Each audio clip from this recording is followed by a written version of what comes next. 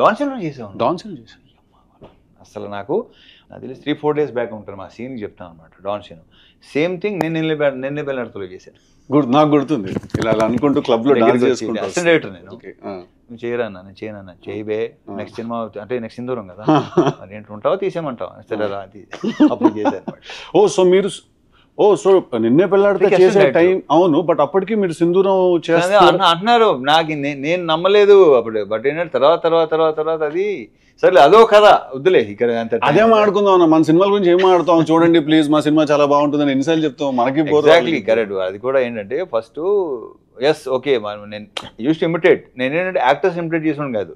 అప్పుడు అతను కెమెరా అతను లేదంటే వాళ్ళని ఇమిటేట్ చేస్తుంటే అసలు Vamshi like very impressed with అమ్మ భలే ఉందని చెప్పేసి ఇలా చేద్దాం అనుకున్నానంటే అప్పటికే మనం స్ట్రగుల్ అయ్యి ఒక్కలే అనుకున్నాం అవ్వదు ఇది. బట్ ఆయన సీరియస్గా ఉన్నాడు, నేను దాన్ని పెద్ద సీరియస్గా తీసుకోవాలి. అప్పుడప్పుడు అనమాట లొకేషన్కి వచ్చి అడిగాడు అనమాట, ఏంట్రా వర్కౌట్ వెళ్తున్నావా, జిమ్కి వెళ్తున్నావా, వెళ్తున్నాను ఎల్లుండి కాదు.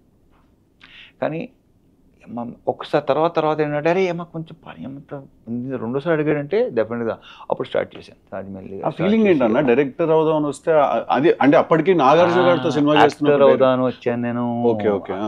ఎక్కడ టోటల్ రిజెక్టెడ్ కొడతాం చూడు సినిమాలు కొడితే అలా అనమాట. తర్వాత ఏంటంటే నాతో పాటు స్ట్రగుల్ అయ్యే వాళ్ళు చాలామంది మేము ఒక 60 to 70 people ఉండేవాళ్ళం చెన్నైలో. సో అర్హత ఉన్నవాడికి వెళ్తుంటే ఐ ఫీల్ గుడ్ లైక్ నాకు ఫైన్.